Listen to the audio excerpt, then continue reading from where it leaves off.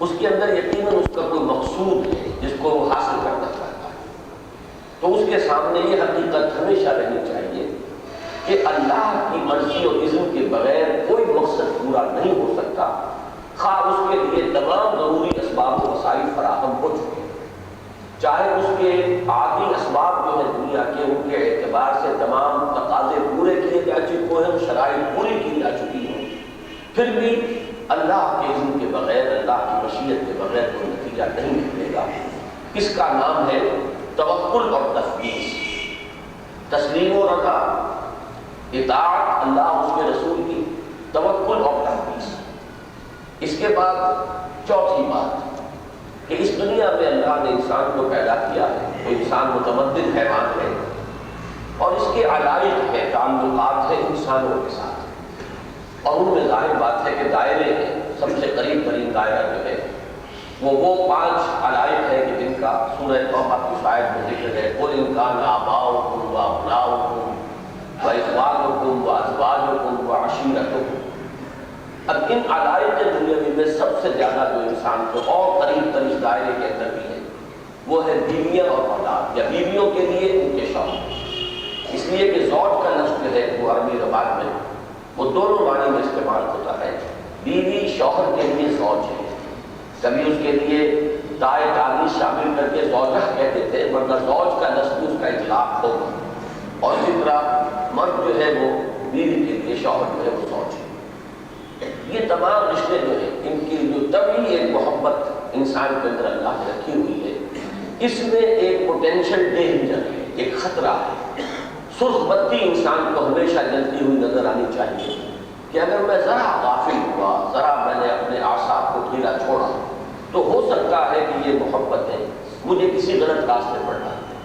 اللہ کے کسی حکم کی نافرمانی کرنے پر آمادہ کرے،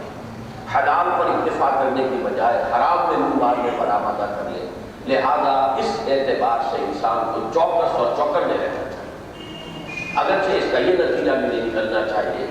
کہ گھریلو زندگی میں محبت کی چاشنی نہ رہے،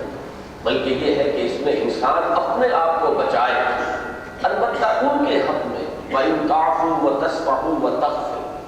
اس کے یہ معنی بھی نہیں کہ کبھی سرزنش بھی ہو، تعدیب بھی ہو، تنبیہ بھی ہو، لیکن اس کے ساتھ ساتھ یہ مغفرت اور ڈھیل دینا اور چشم پوشی سے کام لینا، معاف کرتے رہنا، اس کی بھی بڑی اہمیت ہے، اس لیے کہ اگر اس کو متوازن نہیں کیا جائے گا ان اپنے اس رویے سے تو ہو سکتا ہے کہ جو آپ کے زیر تربیت افراد ہیں ان میں ٹائم اور ضد کا عنصر پیدا ہو۔ 5ویں بات، اس دنیا میں زندگی گزارنے کے لیے ظاہر بات ہے کہ انسان کو مال و اسباب دنیا کی ضرورت ہے، اور اس کی بھی ایک طبعی محبت انسان کے اندر موجود ہے۔ یہ طبعی محبت جو ہے یہ بھی اس کے لیے ایک خطرے کا مقام ہے، یہ بھی ایک سرخ بتی ہے، اور انسان کو اس کے بارے میں یہ سمجھنا چاہیے کہ یہ در حقیقت میرے حق میں آزمائش اور فتنہ، انہی کے ذریعے سے اللہ ہمیں آزما رہا ہے کہ ہم ان کی محبت میں کس درجے گرفتار ہوئے، آیا ہم نے اللہ کی محبت کو ان کی محبت پر غالب رکھا، آیا مال و اسباب دنیا کی محبت ہم پر اتنی مسلط ہو گئی کہ حرام اور حلال کی تمیز ہٹ گئی، آیا ہم نے ان کو اللہ کی راہ میں خرچ کرنے سے اگر اپنے ہاتھوں کو روکا تو اس کے معنی یہ ہے کہ ہم اس آزمائش میں ناکام ہیں۔ یہ ہے در حقیقت جو میں نے 5 چیزیں سمجھائی ہیں 5 آیات میں۔ تو آج ایک خاص نقطہ میں اور باتیں کرنا چاہتا ہوں، اس لیے کہ ہو سکتا ہے کہ جب ایک چیز کے اوپر زیادہ زور دیا جا رہا ہو تو اس کو بیلنس کرنے والی دوسری چیز نگاہوں سے اوجھل ہو جائے۔ اس کا تجزیہ کیجئے کہ یہ جو 5 آیات ہیں ان میں عمل سے متعلق صرف ایک آیت ہے، وَأَطِیعُوا اللَّهَ وَأَطِیعُوا الرَّسُولَ وَإِن تَوَلَّیْتُمْ فَإِنَّمَا عَلَىٰ رَسُولِنَا الْبَلَاغُ الْمُبِینُ۔ باقی 4 آیات در حقیقت ایک ذہنی عمل اور ایک ذہنی ایٹیٹیوڈ، مینٹل ایٹیٹیوڈ، یہ در حقیقت ایک نقطۂ نگاہ ہے جو باطن میں ہوتا ہے، یہ باطنی کیفیات ہے کہ جو کچھ بیت رہی ہے یہ سمجھو کہ بغیر اذن رب نہیں ہے اور اللہ کے علم سے باہر نہیں، اور جو کچھ تم کر رہے ہو تمہاری محنت اپنی جگہ، کوشش اپنی جگہ، لیکن یہ چیز مستعمل رکھو بغیر اذن رب کچھ نہیں ہوگا، لہذا بھروسہ صرف اللہ کے ساتھ کرو۔ علائق دنیاوی کے بارے میں ذہن میں یہ کیفیت رہے کہ ان کی جو طبعی محبت میرے اندر ہے اس میں میرے لیے خطرہ پڑتا ہے۔ مال و اسباب دنیاوی کے بارے میں ذہن میں یہ کیفیت رہے کہ در حقیقت یہ امتحانی پرچے ہیں جن کے ذریعے سے میرا امتحان لیا جا رہا ہے۔ تو یہ چاروں چیزیں در حقیقت ایک باطنی کیفیت ہے انسان کا، ایک نقطۂ نظر اور زاویہ نگاہ، اور اس سے یہ بھی اندازہ ہوا کہ ایمان کا جو معاملہ ہے اصل میں وہ انسان کے باطن سے ہوتا ہے۔ باطن میں اگر یہ کیفیات پیدا ہو گئی، باطن میں نقطۂ نظر کی اگر یہ تبدیلی آ گئی تو اس کے معنی ہے کہ ایمان ہے، اور اگر یہ کیفیات نہیں رہیں تو ظاہر بات ہے کہ دنیا میں اسباب دنیاوی کے پیچھے ایک کافر بھی پڑا ہوا ہے، مسلمان بھی پڑا ہوا ہے، منافق بھی پڑا ہوا ہے، ملحد بھی پڑا ہوا ہے، وہ تو سب کے سب لگے ہوئے ہیں چیزوں کے، اپنی سی محنت، اپنی سی کوشش معاش کے سلسلے میں، دنیا کی ترقی کرنے کے سلسلے میں، ان تمام چیزوں میں اپنے اہل و عیال کے لیے بہتر سے بہتر ساز و سامان فراہم کرنا، بہتر سے بہتر آسائشیں فراہم کرنا۔ کیا فرق ہے اس میں کہ اس میں حیوانات بھی اپنی سی کوشش کرتے ہیں اور انسانوں میں سے سب بلا لحاظ مذہب و عقیدہ اس کام میں لگے۔ تو بندہ مومن کو بھی اللہ تعالیٰ یہ نہیں چاہتا کہ وہ طالب الدنیا بن جائے، بلکہ یہاں رہ کر، لیکن اس کا نقطۂ نظر یہ ہے ایمان کے نتیجے میں اس کے زاویہ نگاہ میں یہ تبدیلی آ جانی چاہیے۔ پہلی بات تو یہ سمجھنے کی ہے کہ اس میں جو زیادہ تر بات آئی ہے وہ انسان کی باطنی کیفیات و احساسات ہیں۔ عمل کے معاملے میں ایک آیت آئی تھی، اس کی شرح اصل میں اب جو ہم 3 آیتیں اور پڑھیں گے وہ عمل سے متعلق ہے، لیکن جو ہم نے 5 آیتیں پہلے پڑھی تھیں ان میں سے صرف ایک ہے جس کا تعلق انسان کے عمل سے ہے، 4 کا تعلق جو ہے وہ داخلی کیفیات و احساسات سے۔ دوسری بات یہ کہ اس کے ضمن میں بھی اس حقیقت کو پیش نظر رکھنا چاہیے کہ جس انسان پر کوئی تکلیف آئی، کوئی مصیبت آئی، اگرچہ اسے یہ سمجھنا چاہیے کہ یہ من جانب اللہ ہے، بڑی معنی کہ اللہ کے اذن کے بغیر یہ نہیں آ سکتی، لیکن اس کے یہ معنی نہیں ہے کہ اگر فرض کیجیے کسی انسان نے اس پر زیادتی کی ہے تو وہ اس سے بدلہ نہ لے، یا کسی انسان نے تعدی کی ہے تو اس سے انتقام نہ لے، یا یہ کہ کسی شخص نے جرم کیا ہے تو اسے سزا نہ دی جائے، یا یہ کہ انسان اپنے ہی معاملے پر اس اعتبار سے غور نہ کرے کہ ہو سکتا ہے کہ میری اپنی ہی کوئی غلطی ہو جس کا کہ مجھے یہ خمیازہ بھگتنا پڑ رہا ہے، اس کی بھی نفی نہیں ہونی چاہیے۔ کوئی شے بھی آئی ہے، کوئی تکلیف آ گئی ہے، کوئی مصیبت آ گئی ہے، کوئی اچانک آپ کو کوئی نقصان پہنچ گیا ہے،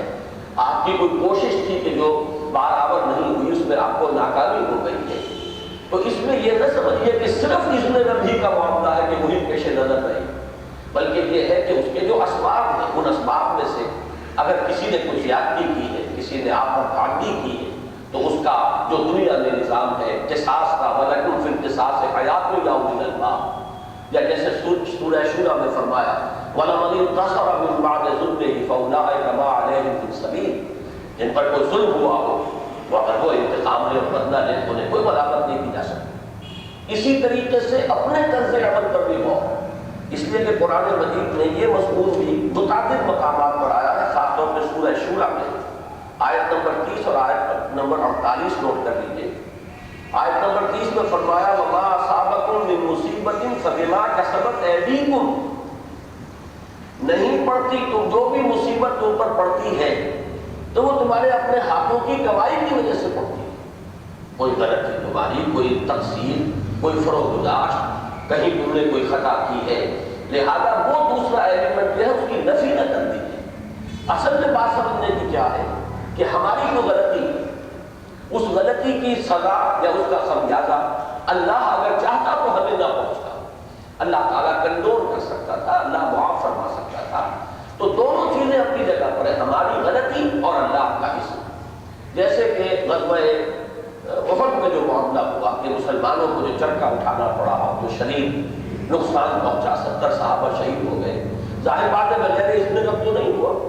لیکن اس اذن رب کے ساتھ ساتھ مسلمانوں کی اپنی غلطی کو اس میں دخل حاصل تھا۔ چنانچہ سورہ آل عمران کی آیت میں نے بارہا آپ کو سنائی ہے وَلَقَدْ صَدَقَكُمُ اللَّهُ وَعْدَهُ إِذْ تَحُسُّونَهُم بِإِذْنِهِ حَتَّىٰ إِذَا فَشِلْتُمْ وَتَنَازَعْتُمْ فِي الْأَمْرِ وَعَصَيْتُم مِّن بَعْدِ مَا أَرَاكُم مَّا تُحِبُّونَ، اللہ تعالیٰ نے تو تم سے اپنا وعدہ پورا کر دیا تھا، سچا کر دیا تھا، جبکہ تم انہیں کاغذ مولی کی طرح کاٹ رہے تھے، لیکن جب تم ڈھیلے پڑ گئے اور تم نے امر کے معاملے میں اور ڈسپلن کے معاملے میں اختلاف کیا اور نافرمانی کی تو پھر یہ سزا ہے جو اللہ نے تمہیں دی۔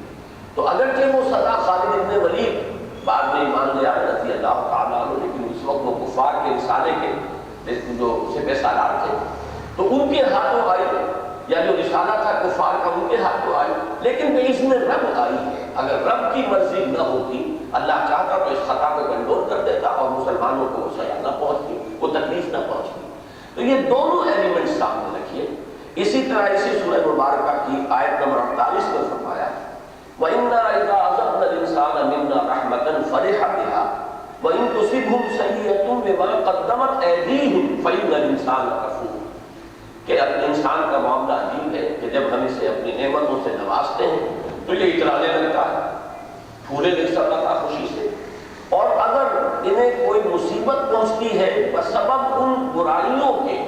کہ جو خود ان کے اپنے ہاتھوں نے کی، ان کے اپنے ہاتھوں کے کرتوت ان کی وجہ سے، تو پھر وہ بالکل بجھ بجھا کر رہ جاتے ہیں، مایوس ہو جاتے ہیں، ناشکرے بن جاتے ہیں۔ تو میں جو بات عرض کر رہا ہوں وہ یہ ہے کہ ان دونوں کمپوننٹس کو سامنے رکھنا ضروری ہے۔ یہ جو اسباب و وسائل ہیں دنیا کے، ان میں سے اگر کوئی چیز کسی کی زیادتی ہے، کسی نے تعدی کی ہے تو اس کی سزا، اس کا قصاص، اور اگر آپ کی اپنی کوئی خطا ہے، غلطی ہے، تو ہمیشہ جائزہ لیتے رہنا کہ اس میں میری کسی خطا، میری غلطی کو دخل تو نہیں ہے۔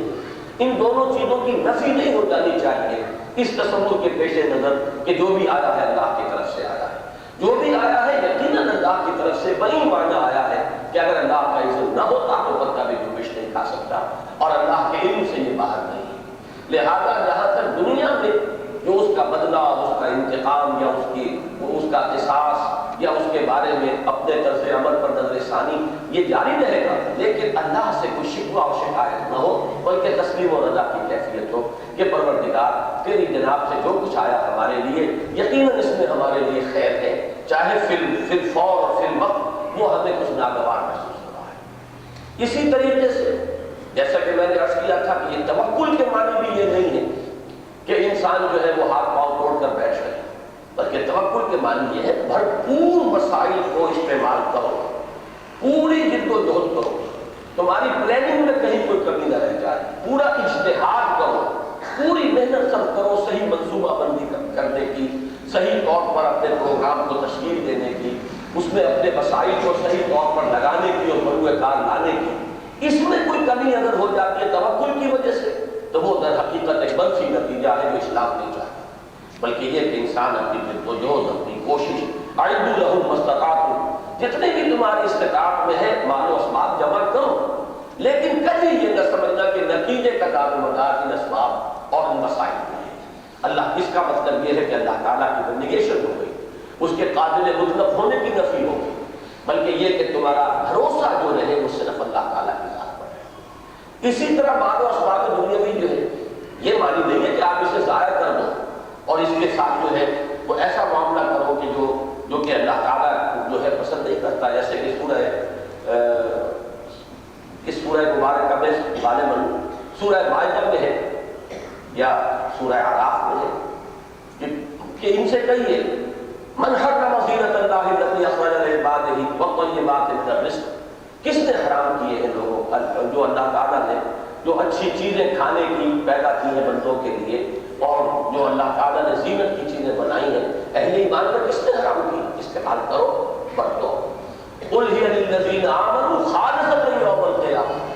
کہیے کہ نبی سے کہیے کہ یہ تمام چیزیں اہل ایمان کے لیے ہیں۔ اصلاً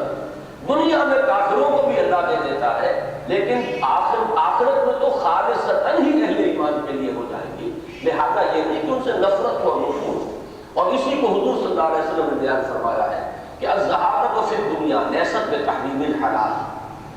زہد اس کا نام نہیں ہے دنیا میں کہ انسان حلال چیز کو اپنے اوپر حرام کر لے، ولکن الزہارۃ فی الدنیا ان یکون بما فی ید اللہ اوسع بما فی یدک، بلکہ زہد اصل میں اس شے کا نام ہے جو چیز اللہ کے ہاتھ میں ہے اس پر تمہارا اعتماد اور وثوق زیادہ ہو بنسبت اس چیز میں جو تمہارے ہاتھ میں ہے، اللہ کی قدرت پر زیادہ اعتماد ہو، اللہ کے خزانوں سے زیادہ امیدیں ہو بنسبت اس کے کہ اپنی جیب نرم ہے تو دل مطمئن ہے، اور اگر اپنی جیب خالی ہے تو دل اڑا ہوا ہے۔ جو تمہاری جیب خالی ہے لیکن اللہ کا خزانہ تو خالی نہیں ہو گیا، اس کی قدرت جو ہے اس کے دروازے تو بند نہیں ہو گئے، اس کا اختیار جو ہے وہ تو کسی نے سلب نہیں کر لیا ہے، لہذا اگر اس پر وثوق اور اعتماد ہے تو پھر طبیعت میں گھبراہٹ پیدا نہیں ہونی چاہیے۔ تو اس کو اچھی طرح سمجھ لیجیے کہ مال و اسباب دنیاوی کی دشمنی نہیں ہے اسلام، لیکن یہ کہ ان کو ہمیشہ انسان یہ سمجھے کہ یہ میرے لیے ایک پرچہ امتحان ہے، مجھے اس میں آزمایا جا رہا ہے۔ تو یہ دوسرا رخ تھا ان چیزوں کا، ان تمام تعلیمات کا، کہ جس کو پیش نظر رکھنا ضروری ہے۔ اب آئیے، جیسا کہ میں نے عرض کیا تھا کہ ان 5 آیات میں جو ہم پڑھ چکے ہیں، عمل سے متعلق صرف ایک آیت تھی، وَأَطِيعُوا اللَّهَ وَأَطِيعُوا الرَّسُولَ فَإِن تَوَلَّيْتُمْ فَإِنَّمَا عَلَىٰ رَسُولِنَا الْبَلَاغُ الْمُبِينُ۔ اب آج کا جو سبق ہے در حقیقت وہ اسی کی مزید شرح پر اور اسی کے تسلسل پر مبنی ہے۔ فَاتَّقُوا اللَّهَ مَا اسْتَطَعْتُمْ وَاسْمَعُوا وَأَطِيعُوا وَأَنفِقُوا خَيْرًا لِأَنفُسِكُمْ۔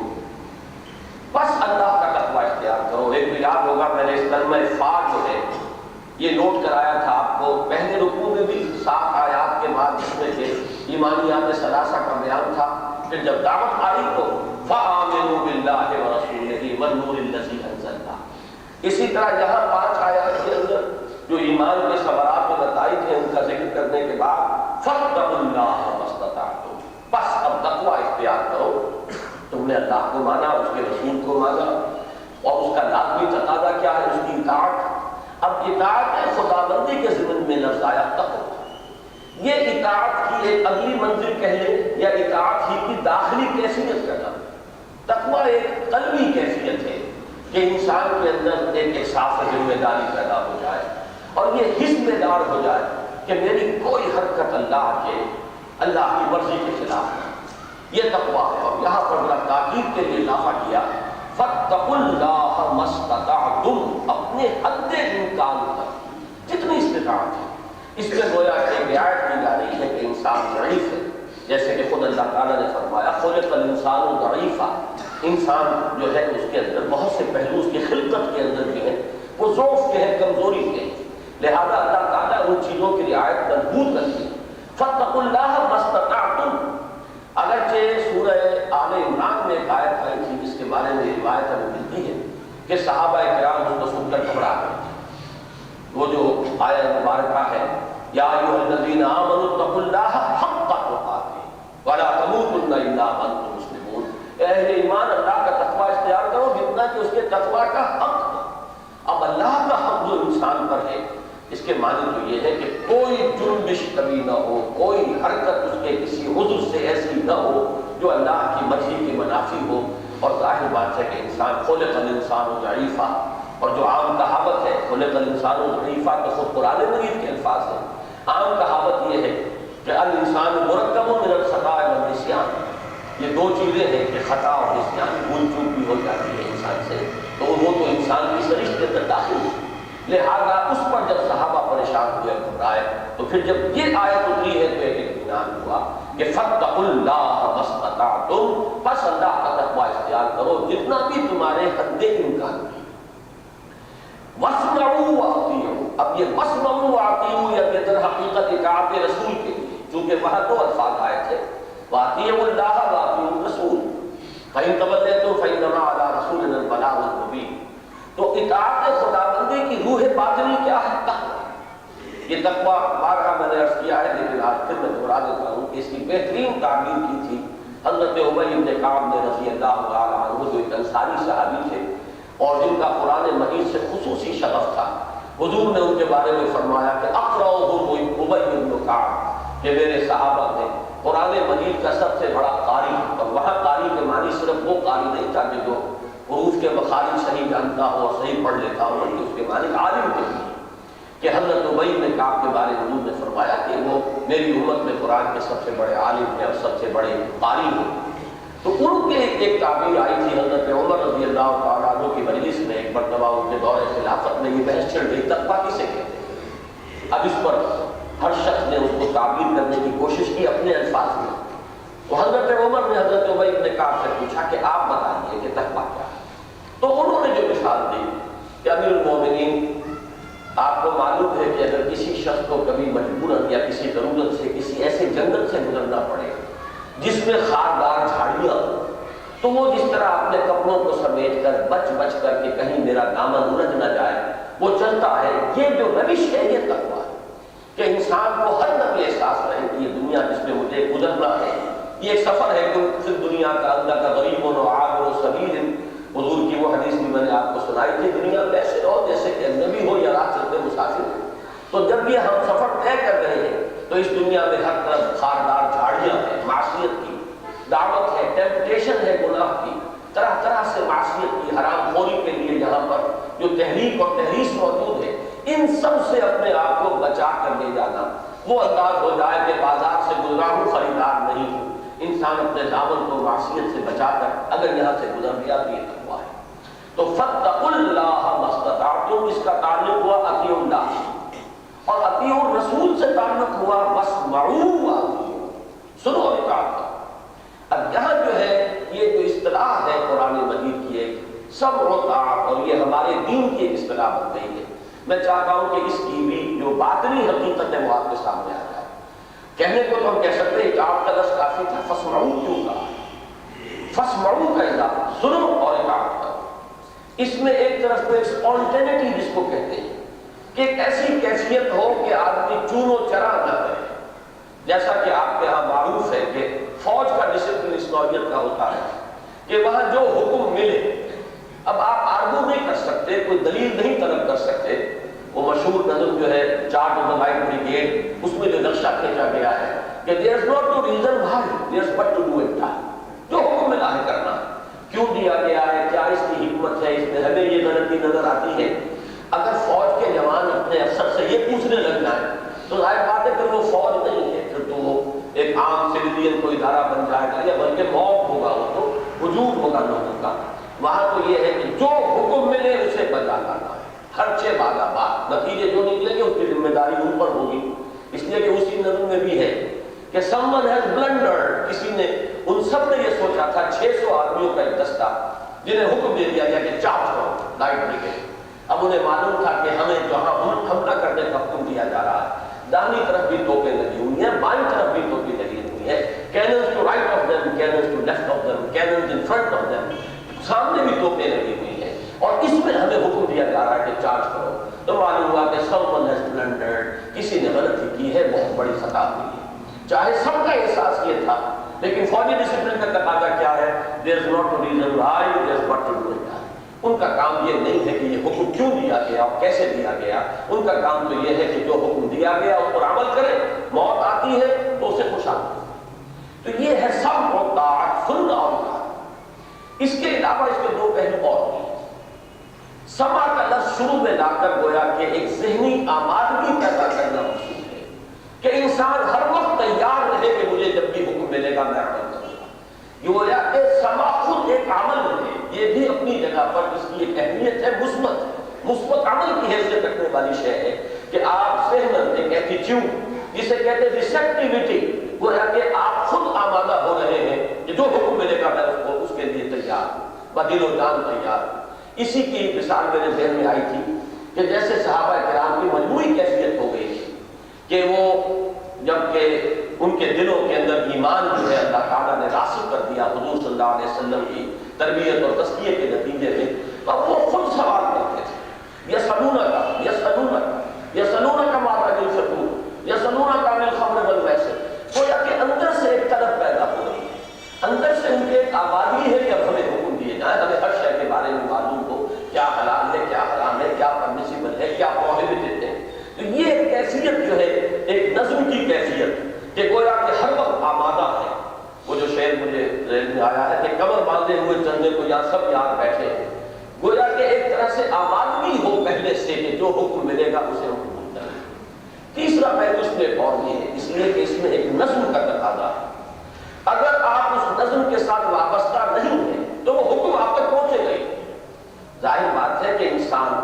اس کے لیے بھی وہ مصرع مجھے علامہ اقبال کا یاد آ رہا ہے کہ پیوستہ رہ شجر سے امید بہار تک۔ اگر یہ پیوستگی نہیں ہے تنظیم کے ساتھ، جو بھی جماعتی نظم ہے آپ اس کے ساتھ منسلک نہیں، مثلا آج کل کی ہماری تنظیمیں یا جماعتیں جو ہیں ان کے ہفتے وار اجتماعات ہو رہے ہیں، اب جو لوگ ان ہفتے وار اجتماعات کے اندر پابندی سے شریک ہو رہے ہیں،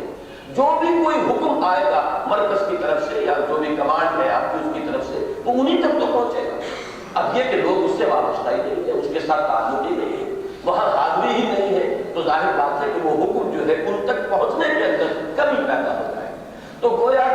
وَاسْمَعُوا، یہ خود ایک حکم ہے، سنو، یعنی سننے کے لیے ہمیشہ آمادہ رہو، سننے کے لیے پیوستہ رہو اس نظم کے ساتھ، تاکہ جو حکم بھی ہو، جو بھی کسی وقت کی پالیسی ہے، جو بھی اسٹریٹجی بن رہی ہے، جو بھی اب کوئی مہم ہے، اس کی بر وقت میں اطلاع ہو فوری طور پر۔ اور ظاہر بات ہے کہ اس میں مشورے بھی ہوتے ہیں، اس وقت تمہارا مشورہ جو ہے اگر شامل ہو گیا ہوتا تو وہ ہو سکتا ہے کہ اس کا افادی پہلو بھی ہوتا، مفید پہلو ہوتا، لیکن یہ کہ اگر آپ وابستہ نہیں ہیں اس نظم کے ساتھ تو بر وقت آپ کا مشورہ بھی اس میں شامل نہیں رہا، اور ہو سکتا ہے کہ پھر آپ کی طبیعت کے اندر وہ انشراح پیدا نہ ہو اس حکم پر عمل کرنے کے لیے۔ تو یہ تین ایسپیکٹس ذہن میں رکھیے، وَاسْمَعُوا وَأَطِیعُوا، اور سنو اور اطاعت کرو۔ نمبر ایک کہ سننا اور اطاعت کرنا گویا کہ بے چونو چرا۔ اس میں اگرچہ میں ایک بات عرض کر دوں گا کہ یہ کیفیت جو ہے یہ صرف نبی کے ساتھ ہے، باقی نبی کے بعد جو کوئی بھی ہے، چاہے وہ خلفائے راشدین تھے اور چاہے یہ کہ اس کے بعد کوئی نظم بنے، اب اگر ہم کوئی اقامت دین کے لیے کوئی تنظیم بنائیں، کوئی جماعتی شکل اختیار کریں، تو اب کسی امیر کے لیے یہ استثناء کے بغیر نہیں ہوگا کہ فی المعروف نبی کا مقام وہ تھا کہ ان سے آپ نہیں پوچھ سکتے، بلکہ پوچھنے کے لیے بھی صحابہ اجازت طلب کرتے تھے کہ حضور اگر اجازت ہو تو ہم کچھ کہیں۔ یعنی جب بدر کا جنگ کا مرحلہ تھا اور حضور نے ایک جگہ پر یہ حکم دے دیا کہ یہاں پڑاؤ لگا لیا جائے، اپنے لشکر کا کیمپ یہاں پہ لگا دیا جائے، تو بعض صحابہ حاضر ہوئے، حضور اگر تو یہ وحی کے حکم کا یہ ہے معاملہ اس کے مطابق ہے تو ٹھیک ہے، سب رکھو پر ہے، اور اگر یہ کوئی ایسی بات ہے آپ کی صرف ذاتی رائے ہے تو ہمیں کچھ اگر اجازت ہو تو ہم عرض کریں۔ اس طریقے سے یہ ہے پرمیشن سیک کرنا، جیسے کہ آپ کو معلوم ہے سپیریئر کورٹس میں اپیل کے لیے بھی وہاں پر بھی لیو فار اپیل ہوتی ہے کہ ہمیں یہ اجازت دی جائے کہ ہم اپیل کر سکیں، سب سے پہلے یہ انداز ہوتا ہے۔ تو نبی کے ساتھ تو معاملہ ہوگا کہ اگر کہیں کچھ کہنا بھی ہو تو ان کی اجازت سے کہنا ہوگا، لیکن نبی کے بعد آپ ہر شخص کی رائے سے اختلاف کر سکتے ہیں۔ اگرچہ نظم کا تقاضا یہ ہوگا کہ اگر وہ شریعت کے دائرے سے باہر نہیں ہے تو ماننا پڑے، ورنہ تو کوئی نظم چلے گا ہی نہیں۔ اگر انسان عمل اپنا جو ہے اس کو مشروط کر دے کہ جب تک میرے سمجھ میں نہیں آئے گی بات تو میں اس کے اوپر عمل نہیں کروں گا، عمل پیرا نہیں ہوگا، تو پھر کوئی نظم دنیا کے اندر قائم نہیں ہو سکتا، کوئی جماعتی جدوجہد نہیں ہو سکتی۔ اس میں یہی ہوگا کہ اپنی رائے پیش کی جائے، اگر اختلاف ہے اس کو برملا بیان کیا جائے، لیکن اس کے بعد اب جو فیصلہ ہوا ہے ظاہر بات ہے اس فیصلے کی دو کیفیات نظری طور پر ممکن ہیں، یا تو وہ اللہ اور اس کے احکام اور رسول کے حکم سے باہر نکل گیا، وہ گویا کہ نفی کر رہا ہے اللہ کے کسی حکم کی اور اللہ کے رسول کے کسی صریح حکم کی، تب تو لا سمع ولا طاعہ، پھر تو یہ ہے کہ کوئی نظم جماعت اور کوئی امیر دنیا میں ایسا نہیں ہے بشمول امیر المومنین خلفائے راشدین کہ وہ ان کا کوئی حکم دے سکے اللہ اور اس کے رسول کے حکم کے خلاف۔ لیکن یہ کہ اگر وہ واضح کوئی دلیل نہیں ہے، حدیث میں اس کے لیے لفظ آئے ہیں اِنَّكُمْ فِيهِ مِنَ اللَّهِ بُرْحَانٌ، اگر تمہارے پاس کوئی صریح دلیل ہے، برہان ہے کتاب اللہ اور سنت رسول سے، جس کی روح سے تم یہ کہہ ثابت کر سکو کہ یہ معصیت ہے، یہ اللہ اور اس کے رسول کے واضح حکم کی خلاف ورزی ہے، وہاں تو لا سمع ولا طاعہ۔ لیکن اگر یہ نہ کر سکو تو پھر ظاہر بات ہے کہ اپنی رائے رکھو اپنے دل میں، لیکن یہ کہ عمل کرنا ہوگا اس فیصلے پر کہ جو اجتماعی طور پر ہوا ہے، جو بھی امیر کا آخری فیصلہ ہے اس کے مطابق عمل کرنا ہوگا۔ تو یہ اگر نہ ہو تو کوئی بھی اجتماعی نظم جو ہے وہ خاص طور پر انقلابی انداز کا، جس میں کہ کسی نظام کو بدلنا پیش نظر ہو، تو یہ نظم کا کام نہیں کر سکتا۔ پھر یہ بھی ذہن میں رکھیے کہ یہ سمع و طاعت جو ہے یہ خود حضور صلی اللہ علیہ وسلم کی بہت سی احادیث کی روشنی میں معلوم ہوتا ہے کہ یہ چین ہے، شروع ہوا ہے رسول سے۔ دیکھیے میں پھر عرض کر رہا ہوں کہ اللہ کے حکم کے ضمن میں تو تقویٰ ہے صرف، باقی اللہ کا حکم بھی ہمیں رسول کی زبان سے ملا، لہذا سنا ہم نے محمد رسول اللہ سے ہے کہ اللہ کا یہ حکم ہے۔ سمع و طاعت جس شے کا نام ہے اس کا آغاز ہوا ہے رسول سے صلی اللہ علیہ وسلم۔ نسل جماعت کا جو آغاز ہوا ہے وہ آغاز ہوا رسول اللہ صلی اللہ علیہ وسلم سے، کہ آپ جو بھی آپ کے وہ آپ پر ایمان لے آیا وہ آپ کا مطیع ہے، اور اس کو اور زیادہ واضح کرنے کے لیے آپ نے بیعتیں بھی مختلف مواقع پر، اور اس میں لفظ سمع و طاعت ہی آیا ہے، جیسا کہ حضرت عبادہ ابن صامت رضی اللہ تعالیٰ عنہ کی روایت ہے، بیعت عقبہ ثانیہ جو ہوئی ہے ہجرت سے 1 سال قبل، اس کے الفاظ جو آئے ہیں وہ یہ صحیح مسلم اور صحیح بخاری دونوں موجود ہیں۔ وہ فرماتے بایعنا رسول اللہ صلی اللہ علیہ وسلم علی السمع والطاعۃ۔ اب اس سمع و طاعت کی جو روح ہے اس کو یہ حدیث بڑی ہی خوبصورتی سے بیان کر رہی ہے۔ ہم نے بیعت کی تھی محمد رسول اللہ صلی اللہ علیہ وسلم سے اس بات کی کہ سنیں گے اور اطاعت کریں گے، یہی ہے بس آتی ہے۔ لیکن یہ سمع و طاعت کی روح کے لیے اپروچ کیجیے۔ نمبر 1 فی المنشط والمکر فی العسر والیسر، چاہے مشکل ہو چاہے آسان ہو۔ ظاہر بات ہے اگر یہ نہیں ہے، اگر آپ یہ کہیں تو کام بڑا مشکل ہے یہ ہم نہیں کر سکتے، تو پھر نظم جماعت نہیں ہے، پھر کوئی تحریک کوئی جد و جہد ہے اس کی پیش قدمی اور پیش رفت نہ ہوگی۔ مشکل ہو یا آسان ہو، تنگی ہو یا آسانی ہو، کشادگی ہو یا تنگی ہو، یہ دونوں کیفیتیں جو ہیں ان میں سمع و طاعت لازم۔ نمبر 2 والمنشط والمکر، چاہے منشط نشاط سے بنا، نشاط طبع، طبیعت کھلی ہوئی ہے جس کو نشاط طبع ہے، کسی چیز کو آپ کے ذہن نے بھی قبول کر لیا، جو فیصلہ ہوا ہے وہ آپ کی رائے کے بھی مطابق ہے۔ جب آپ کے رائے کے مطابق فیصلہ ہے تو لا محالہ آپ اس کے لیے شراب محسوس کریں گے، بھاگ دوڑ کریں گے، محنت کریں گے۔ لیکن امتحان انسان کا اس وقت آ جاتا ہے سمع و طاعت کا جبکہ وہ فیصلہ آپ کی ذاتی رائے کے خلاف ہے، آپ کی رائے کچھ اور ہے لیکن فیصلہ اس کے برعکس ہوا ہے۔ کتاب و سنت کے منافی نہیں ہے لہذا ماننا تو ہے، لیکن اس میں انسان کی طبعی کمزوری جو ہے وہ انقباض سا پیدا ہو گیا، مارے باندھے کو چل رہے ہیں، کھانا پوری کر رہے ہیں لیکن خود طبیعت میں آباد نہیں ہے۔ اس کے لیے بھی حضور نے بیعت لے لی والمنشط والمکر، دونوں حالتوں میں یہ سمع و طاعت کی کیفیت برقرار رکھنی ہوگی، خواہ تمہیں انشراح صدر ہو اور نشاط طبع کے ساتھ کرو، اور خواہ یہ کہ اپنی طبیعتوں کے اوپر جبر کرنا پڑے۔ جماعتی زندگی میں تیسرا جو ہے خطرہ اور جو خدشہ ہوتا ہے وہ یہ ہے کہ فلاں کو ہم پر ترجیح دے دی گئی، میں تو 5 سال سے آپ کے دامن سے وابستہ ہوں، یہ کل آیا آپ نے اس کو مجھ پر امیر مقرر کر دیا، اس کو ترجیح دے دی۔ یہ بھی انسان کو شیطان بھڑکاتا ہے، انسان کے اپنے جی کے اندر بھی وسوسے آتے ہیں، انسان کا اپنا نفس جیسا کہ سورہ قاف میں فرمایا وَنَعْلَمُ مَا تُوَسْوِسُ بِهِ نَفْسُهُ، ہم خوب جانتے ہیں جو وسوسہ اندازی انسان کا نفس کرتا ہے، اندر ہی اندر اس کے اندر خیالات پیدا کرتا ہے، ہمیں خوب معلوم ہے۔ پھر وہ شیطان ہے الذی یوسوس فی صدور الناس من الجنۃ والناس، اور یہ شیطان انسانوں کے بھیجنے بھی ہوتے ہیں کہ وہ جماعت ہی کے لوگ ہوں گے جو کہیں گے صاحب یہ بہت غلط ہے، دیکھیے نا آپ کا حق تھا، آپ کو ملنا چاہیے تھا، بالکل نووارث ہے اس کو امیر بنا دیا گیا اور آپ کا کوئی لحاظ نہیں رکھا گیا۔ یہ ساری چیزیں دنیا میں ہوتی ہیں، لہذا تیسری بات جو اس بیعت کے اندر حضور صلی اللہ علیہ وسلم نے طے کرا لی وَعَلَىٰ أَثَرَةٍ عَلَيْهَا، گویا کہ پہلے سے ہم نے ہاتھ دھو لیے، we washed our hands off، ہم نے یہ گویا اختیار دے دیا، آپ جسے چاہے ترجیح دیں، چاہے ہم پر دوسروں کو ترجیح دی جائے لیکن ہم سب و طاعت کو منظور دیتے ہیں۔ اور اس کے بعد چوتھی بات وَعَلَىٰ أَلَّا نُغَادِرَ الْأَمْرَ أَهْلَهُ، ظاہر بات ہے کہ نظم کے ہیڈ تو ہے اس وقت محمد رسول اللہ صلی اللہ علیہ وسلم۔ اب کوئی بھی جماعت بنے گی اگر بیعت کے اصول پر بنتی ہے، بیعت کے سمع و طاعت، تو کوئی نہ کوئی ایک شخص ہوگا جس کے ہاتھ میں بیعت کی جائے گی، لیکن جیسے تنظیم ایکسپینڈ کرے گی، پھیلے گی، تو ایک ہی آدمی تو نہیں ہوگا، اس کے نیچے عمرا ہوں گے، اس کے نیچے پھر اور عمرا ہوں گے، کوئی مقامی تنظیم ہوگی، کوئی دوسرے شہر کی تنظیم ہوگی، پھر تیسرے شہر کی تنظیم ہوگی، پھر ان شہروں کو ہو سکتا ہے صوبائی سطح پر مربوط کیا جائے، ان کی حلقہ بندی کی جائے، تو ہر لیول پر ایک امیر ہے۔ تو یہ در حقیقت ایک چین ہے سمع و طاعت کی، لہذا اس چین کا بھی وہی تقدس اگر ذہن میں نہیں ہے تو جہاں پر بھی وہ چین کمزور ہو گئی چین ٹوٹ جائے گی۔ لہذا وہ سمع و طاعت کی وہ کیفیت جو ہے وہ درجہ بدرجہ اس پوری زنجیر کے اندر برقرار رہے گی تو نظم جماعت ہوگا، اگر نہیں ہے تو اگر آپ صرف وہ اوپر والے سے ہی جڑے ہوئے ہیں اور اس نے جسے امیر بنایا ہے اس کے ساتھ جو ہے آپ اس طرح نہیں جڑے ہوئے تو چین تو ٹوٹ گئی۔ اسی لیے حضور نے فرمایا صلی اللہ علیہ وسلم من اطاعنی فقد اطاع اللہ ومن عصانی فقد عصى اللہ ومن اطاع امیری فقد اطاعنی ومن عصى امیری فقد عصانی، جس نے میری اطاعت کی اس نے اللہ کی اطاعت کی، جس نے میری نافرمانی کی اس نے اللہ کی نافرمانی کی، جس نے میرے مقرر کردہ امیر کی اطاعت کی اس نے میری اطاعت کی،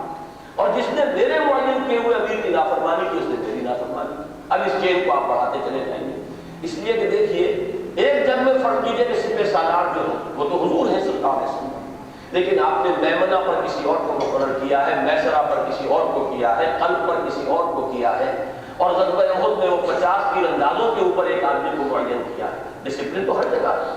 اب وہ جو ان 50 تیر اندازوں کے اوپر کماندار ہیں ان کا حکم بھی اسی طرح واجب الاطاعت ہے کہ جب تک وہ کتاب و سنت کے واضح احکام کی خلاف ورزی نہ ہو اس وقت تک آپ کو ان کا حکم بھی ماننا پڑے گا. چنانچہ چوتھی بات یہ وَعَلَىٰ لَا نُنَازِعَ الْأَمْرَ أَهْلَهُ، جو بھی اہل الامر بنائے جائیں گے ہم کبھی ان سے جھگڑے نہیں کریں گے، ان کے وہی حکم مانیں گے، اطاعت کریں گے. البتہ یہ کہ پانچویں بات یہ ہے کہ وَعَلَىٰ نَقُولَ بِالْحَقِّ أَيْنَمَا كُنَّا لَا نَخَافُ فِي اللَّهِ لَوْمَةَ لَائِمٍ، جہاں بھی ہوں گے حق بات ضرور کہیں گے. ہو سکتا ہے کہ امیر غلطی کر رہا ہو، آپ تنقید کیجیے، امیر نے مشورہ مانگا ہے آپ صحیح صحیح مشورہ دیجیے. وَلَا نَخَافُ فِي اللَّهِ لَوْمَةَ لَائِمٍ، کسی ملامت کرنے والے کے ملامت کے اندیشے سے ہم اپنی بات جو ہے روکیں گے نہیں. یہ نہیں کہیں کہ صاحب میری بات پتہ نہیں کہ ایسی سب لوگ ہنسی پڑے لہذا خاموش ہے. ہو سکتا ہے کہ آپ کی بات ہی وہ ہو کہ جو سب لوگوں کے سینے کو کھول دے اور انشراح پیدا ہو جائے، اسی میں خیر ہے. لہذا جو بھی کم سے کم تر ساتھی بھی ہے اس کو بھی اپنی بات کہنے کا موقع بھی ملنا چاہیے اور خود اس کے اندر جرأت ہونی چاہیے کہ وہ اپنی بات کہے. وَعَلَىٰ أَن نَقُولَ بِالْحَقِّ أَيْنَمَا كُنَّا لَا نَخَافُ فِي اللَّهِ لَوْمَةَ لَائِمٍ. یہ پانچ چیزیں در حقیقت اس سمع و طاعت کی روح باطنی ہیں. تین چیزیں میں نے وہ گنوائی کہ اس لفظ کے اندر جو ہے، اس اصطلاح کے اندر ایک اسپونٹینٹی کہ سنو اور اطاعت کرو. There is not a reason why, no argument. خاص طور پر فوج کے معاملے میں، اور تحریک کا معاملہ ہمیشہ ایک فوج کے انداز کا ہوتا ہے، اس کے ڈسپلن کے بغیر کوئی تحریک نہیں چلتی. نمبر دو یہ کہ اس میں ایک آمادگی، دلی آمادگی کو انسان شعوری طور پر برقرار رکھے. ایسا نہ ہو کہ شیطان جو ہے اس کے دل کے اندر کوئی اس طرح کی کیفیت پیدا کر دے اپنے عمراء یا امیر کے خلاف کہ یہ خام خواہ موت جماتے رہتے ہر وقت، بلکہ یہ کہ ہر وقت انسان دادا رکھے اپنے اس عہد کو جو اس نے کیا ہے اور اس کے لیے ایک آمادگی برقرار رکھے دل میں کہ اس کی بات سننی ہے اور ماننی. اور تیسری یہ کہ اس نظم کے ساتھ وابستگی ہوگی، پیوستہ رہ شجر سے امیدیں باہر رکھ، تبھی آپ سن سکیں. یہ سننے کا معاملہ جو ہے اس کا دار و مدار ہے اس نظم کے ساتھ آپ کی وابستگی. اور پھر یہ کہ اس کے اندر یہ باطنی چیزیں جو ہے اس سمع و طاعت کی روح باطنی، ان پانچ باتوں کو پھر نوٹ کر لیجیے. بایعنا رسول اللہ صلی اللہ علیہ وسلم علی السمع والطاعت فی العسر والیسر والمنشط والمکرہ وعلی اثرۃ علیہ وعلی ان لا ننازع الامر اہلہ وعلی ان نقول بالحق اینما کنا لا نخاف فی اللہ لومۃ لائم. میں نے بارہا کہا ہے، آج وہ بات اور مبرر ہو کر آپ کے سامنے آ گئی کہ ایک انقلابی اسلامی جماعت کا مکمل دستور اس ایک حدیث کے اندر موجود ہے. یہ در حقیقت ہماری ناقدری ہے کہ ہم نے ان چیزوں کو جو ہے پیٹھ کے پیچھے پھینک دیا ہے. جیسے کہ کلام اللہ کی کتاب کے بارے میں سابقہ امت کے بارے میں کہا گیا ہے کہ نبذ فریق من الذین اوتوا الکتاب کتاب اللہ وراء ظہورہم. جن لوگوں کو کتاب دی گئی تھی ان کے ایک گروہ نے اللہ کی کتاب کو اپنی پیٹھوں کے پیچھے پھینک دیا. اسی طرح ہم نے یہ ہیرے اور موتی ہیں حدیث نبوی میں اور سنت رسول کے صلی اللہ علیہ وسلم جن کی بالکل ناقدری کی گئی ہے، دستور بن رہے ہیں لمبے چوڑے جماعتوں کے، حالانکہ وہ دستور ان 6 جملوں کے اندر موجود ہے اس حدیث نبوی کے اندر. اور حدیث اپنی سند کے اعتبار سے متفق علیہ ہے، صحیح مسلم اور صحیح بخاری دونوں. تو یہ گویا کہ وَأَطِیعُوا اللَّهَ وَأَطِیعُوا الرَّسُولَ اس کی شرح ہوئی. فَاتَّقُوا اللَّهَ مَا اسْتَطَعْتُمْ یہ روح باطنی ہے اطاعت خداوندی کی. وَاسْمَعُوا وَأَطِیعُوا یہ ہے وہ روح باطنی کہ جو اطاعت رسول سے سلسلہ شروع ہوگا اور اس کے بعد امت میں جو بھی نظم قائم ہوگا، خلافت راستہ کا ہے تو اس کے اندر خلفاء راشدین کا، اس کے بعد کوئی تنظیم بنے، جماعت بنے اقامت دین کے لیے تو اس کے نظم جماعت میں درجہ بدرجہ وہ پوری چین جو ہے اسی طریقے پر چلے گی، صرف اس فرق کے ساتھ کہ اللہ کے رسول کی اطاعت مطلق تھی بغیر کسی لمیٹیشن جو حکم ہے. لیکن یہ کہ آپ کے بعد کسی کا بھی معاملہ یہ نہیں ہے، پھر معروف کی شرط لگانی پڑے گی. یہی وجہ کہ ہم نے تنظیم اسلامی میں جب اس حدیث کو اڈاپٹ کیا ہے تو ہم نے اس میں اس لفظ کا اضافہ کیا کہ انی ابایعک علی السمع والطاعۃ فی المعروف. باقی الفاظ وہی ہیں، فی العسر والیسر والمنشط والمکرہ وعلی اثرۃ علیہ وعلی لا انازع الامر اہلہ وعلی ان نقول بالحق اینما کنت لا اخاف فی اللہ لومۃ لائم. یہ ہم نے الفاظ جو ہے اختیار کیے صرف ایک لفظ کے اضافے کے ساتھ. اب اس کے بعد آگے چلیے وَأَنفِقُوا خَيْرًا لِأَنفُسِكُمْ اور خرچ کرو، کھپاؤ، صرف کرو اپنے بھلے کے لیے. اب خاص وجہ سے بہت محدود وقت آنے میں لینا ہے، لیکن بڑی تیزی کے ساتھ ذہن میں لائیے کہ میں نے پچھلی مرتبہ بھی اشارہ کیا تھا کہ سورہ حدید میں 6 آیات میں ذات و صفات باری تعالیٰ کے بیان کے بعد آیت آئی تھی آمنوا باللہ ورسولہ وانفقوا مما جعلکم مستخلفین فیہ، ایمان لاؤ اللہ پر، اس کے رسول پر، اور خرچ کرو، کھپا دو، لگا دو، صرف کر دو ان سب چیزوں میں سے کہ جن میں اللہ نے تمہیں اختیار عطا فرمایا ہے، خلافت عطا فرمائی۔ یہ میں نے کہا تھا کہ پرکار کے جیسے دونوں بازو جوڑ دیے جائیں تو ان میں فاصلہ کوئی نہیں ہوتا، اسی پرکار کو کھول دیجئے تو فاصلہ ہو جائے گا۔ یوں سمجھیے کہ اس آیت کے حوالے سے ہم یہاں نوٹ کیجئے کہ ایمان لاؤ اللہ پر، اس کے رسول پر، اور انفاق کرو، اس کے درمیان اس ایمان کے بہت سے مضمرات کھول دیے ہیں۔ یہاں بھی آیت آئی تھی اور وہ آیت 8 نمبر تھی فآمنوا باللہ ورسولہ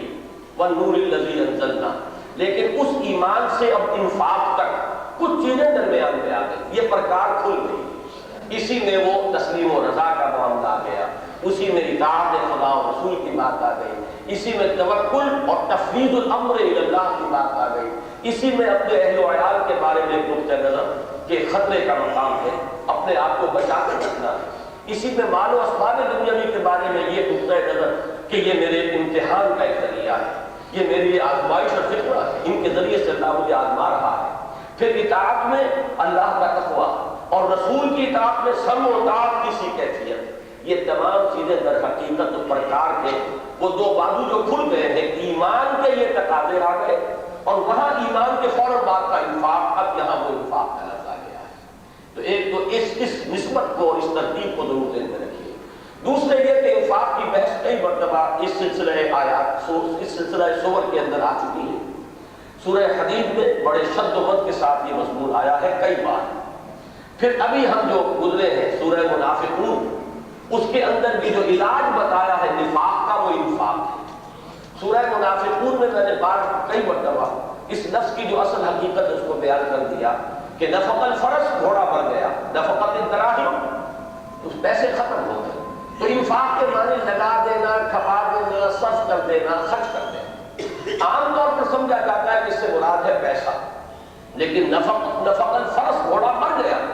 اس کا مطلب ہے اپنی جان کھپانا بھی اس کے اندر شامل ہے، اس کو ذہن میں رکھیے۔ اسی لیے ایک لفظ ہم نے اسی میں عہد نامہ جو ہے تنظیم اسلامی کا،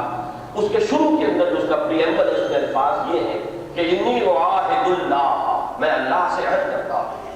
ان اہجر کل ما یکرہ، کہ ہر اس چیز کو چھوڑ دوں گا جو اللہ کو پسند نہیں، وَأُجَاهِدَ فِي سَبِيلِهِ جُهْدَ اسْتِطَاعَتِهِ، اور میں اس کی راہ میں جہاد کروں گا جتنے میرے حد استطاعت میں ہے۔ اب اس کی شرح ہے وَأُنْفِقَ مَالِي وَأَبْذُلَ نَفْسِي، میں اپنا مال بھی خرچ کروں گا، جان بھی کھپاؤں گا۔ تو انفاق مال اور بذل نفس، یہ دونوں اس لفظ انفاق کے اندر شامل ہیں۔ اس کے لیے دلیل سورہ حدید میں آ چکی ہے کہ وہاں جب انفاق کی وضاحت آئی ہے تو وہاں پہ انفاق کے ساتھ ہی قتال کو لے آئے کہ فرمایا لا یستوی منکم من انفق من قبل الفتح وقاتل اولئک اعظم درجۃ من الذین انفقوا من بعد وقاتلوا وکلا وعد اللہ الحسنی۔ بذل نفس کی آخری شکل کیا ہے؟ قتال، میدان جنگ میں حاضر ہو جانا، اپنی جان ہتھیلی پر رکھ کر، یہ بذل نفس۔ اگرچہ اس سے پہلے جان کھپانا، صلاحیتیں لگانا، قوت صرف کرنا، وہی قوت اور صلاحیت اور ذہانت جو دنیا کمانے میں صرف کی جاتی ہے، اسے دین کی دعوت و تبلیغ میں صرف کرنا، تعلیم و تعلم میں کھپانا، دین کے سیکھنے اور سکھانے میں صرف کرنا، یہ سب بذل نفس ہے۔ لیکن بذل نفس کا کلائمیکس کیا ہے؟ جان لے کر انسان میدان جنگ میں آ گیا، گویا کہ یہ اس نے اب آخری درجہ جو ہے بذل نفس کا وہ پورا کر دیا۔ تو انفاق میں انفاق مال بھی ہے، بذل نفس بھی ہے، دونوں سمجھ لیجیے۔ سورہ حدید کی تیزی کے ساتھ آیات ذہن میں لائیے۔ پہلے رکوع کے اختتام پر آیا تھا من ذا الذی یقرض اللہ قرضا حسنا فیضاعف لہ ولہ اجر کریم، کون ہے وہ باہمت لوگ جو اللہ کو قرض حسنا دے۔ آگے چل کے پھر آیا کہ تم اگر چاہتے ہو کہ تمہارے دلوں کے اندر سے یہ جو ایک بیماری پیدا ہو رہی ہے، روگ پیدا ہو رہا ہے، دل سخت ہو گئے، اگر چاہتے ہو کہ دل پھر نرم پڑ جائے، ان المصدقین والمصدقات واقرضوا اللہ قرضا حسنا یضاعف لهم ولهم اجر کریم، بے شک وہ لوگ جو اللہ کو قرض حسنا دیتے ہیں اور جو صدقہ دینے والے مرد، صدقہ دینے والی عورتیں، تو یہ اس پر بھی پھر آیا ہے آیت نمبر 25 سے پہلے کہ ان اللہ لا يحب كل مختال فخور، اور وہاں آیا الذین یبخلون ویامرون الناس بالبخل ومن یتول فإن اللہ هو الغنی الحمید، کہ یہ جو لوگ خود بھی بخل کرتے ہیں اور بخل کا مشورہ دیتے ہیں تو ان کی مذمت کی گئی ہے۔ تو وہاں پر 3 مختلف مقامات پر انفاق کا ذکر آیا ہے، اور جیسا کہ میں نے عرض کیا یہ تمام صورتیں در حقیقت ایک پہلو سے سورہ حدید کی شرح پر مشتمل ہیں۔ اب یہ انفاق اور بذل نفس کس کے لیے چاہیے؟ اس کو سورہ حدید کی وہ آیت نمبر 25 گویا کہ اس کے تابع ہے یہ سارا سلسلہ صورت۔ جہاد و قتال کی صورت آئی سورہ صف، وہ بھی اسی کی شرح۔ سورہ منافقون کے اندر نفاق کا نقطہ آغاز کیا ہے؟ جہاد سے، جہاد بالمال اور جہاد بالنفس سے جی کترانا، جان چرانا، یہی نفاق کی اصل بنیاد ہے کہ انسان کو یہ چیزیں زیادہ محبوب ہو جائے اللہ کی راہ میں جہاد اور قتال سے۔ یہیں سے گویا کہ شروع ہوا نفاق کا نقطہ آغاز یہی ہے۔ جب تک انسان جو ہے اپنی خطا مانتا رہے گا ہم اسے نفاق نہیں کہیں گے، ضعف ایمان ہے۔ جہاں جھوٹے بہانے بنانے شروع کیے، پھر اس سے آگے جھوٹی قسمیں کھانی شروع کی، گویا کہ منافقت کی اور نفاق کی سرد انسان آتے ہیں۔ لہذا یہاں پر بھی اب آخری مضمون وہی آ رہا ہے۔ مزید جیسا کہ میں نے عرض کیا سورہ منافقون میں بھی فرمایا یا ایھا الذین انفقوا مما رزقناکم من قبل ان یأتی احدکم الموت فیقول رب لولا اخرتنی الی اجل قریب فاصدق واکن من الصالحین، اس سے پہلے کہ وہ موت کا وقت آ جائے، موت تمہارے سرہانے آن کھڑی ہو اور اس وقت تم حسرت سے کہو بڑی پیاس کے ساتھ کہ پروردگار اگر ذرا تو مجھے مہلت دے دے تو اپنی ساری دولت تیری راہ میں صدقہ کر دوں گا، خرچ کر دوں گا، نیک بن جاؤں گا۔ لیکن یہ جان لو کہ جب وہ گھڑی آ جائے گی پھر اس ساتھ کو مؤخر نہیں کیا جا سکے گا، اللہ ہرگز مؤخر نہیں کرے گا۔ تو یہ پورا پہلے اس سلسلہ بلاغین کے اندر، اور اس سے پہلے سورہ حشر میں بھی یہ مضمون آیا ہے، یہاں تک بھی آیا ہے کہ یؤثرون علی انفسہم ولو کان بہم خصاصہ، خرچ کرنا اپنے دوستوں پر، اپنے احباب پر، اپنے کامریڈز پر جو اللہ کے دین کے غلبے کی جدوجہد میں آپ کے دست و بازو ہیں، آپ کے ساتھی ہیں، آبان و انصار ہیں۔ یہ سارا اس سلسلہ صورت کے اندر یہ سمجھیے کہ ایک ڈور ہے کہ جس کے اندر کی یہ مضمون پرویا ہوا موجود ہے۔ اب یہاں اس کو یہ چونکہ جب کم سے کم مصبحات کی حد تک تو یہ آخری آیات ہے جو ہم پڑھ رہے ہیں، اب 2 مدنی صورتیں باقی رہ گئی اس سلسلے کی، سورہ طلاق اور سورہ تحریم۔ ان دونوں کا آغاز جو ہے وہ تسبیح باری تعالیٰ کے ذکر سے نہیں ہوا، وہ اپنی جگہ پر ایک بہت حسین جوڑا ہے، لیکن اس کے مضمون کا معاملہ ذرا قدر مختلف ہے۔ مصبحات کے یہ سلسلہ جو آ رہا تھا حدیث میں، اس کے سلسلے کی آخری کڑی یہ سورہ تغابن ہے۔ تو فرمایا فاتقوا اللہ ما استطعتم واسمعوا واطیعوا وانفقوا خیرا لانفسکم، خرچ کرو، اور یہاں پہ خرچ کرنے کے پھر وہی ذہن میں رکھیے جان بھی کپاؤ مال بھی کپاؤ، اور جان لو اسی میں تمہارا بھلا ہے۔ آدمی سمجھتا ہے مال جا رہا ہے میرے ہاتھ سے، میں خرچ کر رہا ہوں،